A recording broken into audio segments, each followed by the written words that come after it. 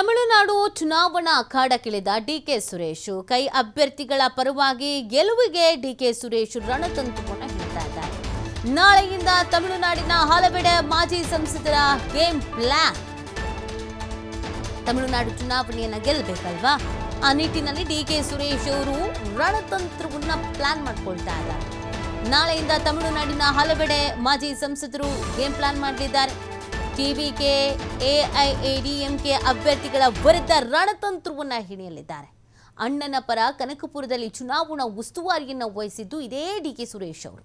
ಚನ್ನಪಟ್ಟಣದಲ್ಲಿ ಯೋಗೇಶ್ವರ್ ಗೆಲುವಿಗೆ ರಣತಂತ್ರವನ್ನು ರೂಪಿಸಿದ್ದು ಕೂಡ ಇದೇ ಡಿಕೆ ಸುರೇಶ್ ಅವರು.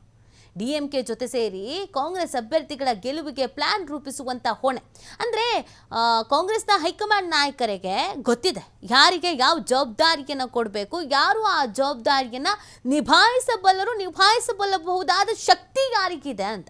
ಡಿಕೆ ಸುರೇಶ್ ಅವರು ಅನೇಕ ಚುನಾವಣೆಯನ್ನು ಸ್ವತಃ ಎದುರಿಸಿದ್ದಾರೆ. ಜೊತೆಗೆ ತಮ್ಮ ಸಹೋದರ ಜೊತೆಗೆ ತಮ್ಮ ಸ್ನೇಹಿತರು ಮತ್ತು ಪಕ್ಷಕ್ಕಾಗಿ ಪಕ್ಷ ಹೇಳಿದವರನ್ನ ಗೆಲ್ಲಿಸಿಕೊಂಡು ಬಂದಂತ ಉದಾಹರಣೆಗಳು ಕೂಡ ಇದೆ.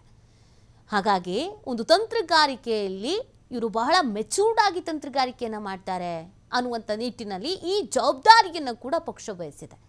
ಹಾಗಾಗಿ ಇದೀಗ ತಮಿಳುನಾಡಿನಲ್ಲಿ ಡಿಕೆ ಸುರೇಶ್ ಅವರ ತಂತ್ರಗಾರಿಕೆಯನ್ನು ಮಾಡಲಿದ್ದಾರೆ. ಹೇಗೆ ಗೆಲ್ಲಬೇಕು, ಯಾವ ವಿಚಾರವನ್ನು ಇಟ್ಕೊಂಡು ಗೆಲ್ಲಬೇಕು, ಯಾವ ಅಸ್ತ್ರವನ್ನು ಪ್ರಯೋಗಿಸಬೇಕು, ಇದೆಲ್ಲವನ್ನ ಪಕ್ಕಾ ಪ್ಲಾನ್ ಮಾಡ್ಕೊಂಡಿದ್ದಾರೆ. ಕೈ ಅಭ್ಯರ್ಥಿಗಳ ಪರವಾಗಿ ಗೆಲುವಿಗೆ ರಣತಂತ್ರ. ಟಿವಿಕೆ ಎಐಎಡಿಎಂಕೆ ಅಭ್ಯರ್ಥಿಗಳ ವಿರುದ್ಧ ರಣತಂತ್ರವನ್ನು ಹಿಡಿಯಲಿದ್ದಾರೆ ಮಾಸ್ಟರ್ ಮೈಂಡ್ ಅಂತ ಕರೆಸಿಕೊಳ್ತಾ ಇರುವಂಥ ಡಿಕೆ ಸುರೇಶ್ ಅವರು. ಈ ಹಿಂದೆ ಅನೇಕ ಚುನಾವಣೆಗಳನ್ನು ಖುದ್ದಾಗಿ ತಾವು ಎದುರಿಸಿದ್ದು ಇದೆ ಮತ್ತು ಸಹೋದರನ ಜೊತೆಗೆ ಓಡಾಡಿದ್ದು, ಸಹೋದರನನ್ನು ಗೆಲ್ಲಿಸ್ಕೊಂಡು ಬಂದಿದ್ದು, ಪಕ್ಷ ಸಂಘಟನೆಯಲ್ಲಿ ಪಾತ್ರ ವಹಿಸಿದ್ದು, ಕಾಂಗ್ರೆಸ್ ಅಭ್ಯರ್ಥಿಗಳು ಹೇಳಿದ್ದನ್ನು, ಕಾಂಗ್ರೆಸ್ ಹೈಕಮಾಂಡ್ ಹೇಳಿದ್ದನ್ನು ಕೇಳಿರೋದು, ಅಭ್ಯರ್ಥಿಗಳನ್ನು ಗೆಲ್ಲಿಸ್ಕೊಂಡು ಬಂದಿರೋದು, ಇದೆಲ್ಲ ಅನುಭವವೂ ಇದೆ. ಹೇಗೆ ತಂತ್ರಗಾರಿಕೆಯನ್ನು ಮಾಡಬೇಕು, ಹೇಗೆ ಗೆಲ್ಲಿಸ್ಕೊಂಡು ಬರಬೇಕು ಅನ್ನೋದು ಗೊತ್ತಿದೆ. ನೋಡಿ, ಒಂದು ವಯಸ್ಸು ಮತ್ತೊಂದು ಅನುಭವ, ಹಾಗೇನೆ ಇವರಿಗೆ ಈಗಾಗಲೇ ಒಂದು ಶಕ್ತಿ ಅನ್ನೋದು ಇವರ ಸಹೋದರ, ಎಲ್ಲವೂ ಇರುವಂಥ ಹಿನ್ನೆಲೆಯಲ್ಲಿ ಹೈಕಮಾಂಡ್ ನಾಯಕರು ಡಿಕೆ ಸುರೇಶ್ ಅವರಿಗೆ ಈ ಜವಾಬ್ದಾರಿಯನ್ನು ಕೊಟ್ಟಿದ್ದಾರೆ. ನೋಡಿಪ್ಪ, ನೀವು ಹೋಗಬೇಕು, ತಂತ್ರಗಾರಿಕೆ ಮಾಡಬೇಕು, ಅದೇನು ಮಾಡ್ತಿರೋ ಬಿಡ್ತಿರೋ ಗೊತ್ತಿಲ್ಲ, ಗೆಲ್ಲಿಸ್ಕೊಂಡು ಬರಬೇಕು ಅಂತ. ಹಾಗಾಗಿ ಖುದ್ದಾಗಿ ಅಖಾಡಕ್ಕೆ ಇಳಿದಿದ್ದಾರೆ ಡಿಕೆ ಸುರೇಶ್.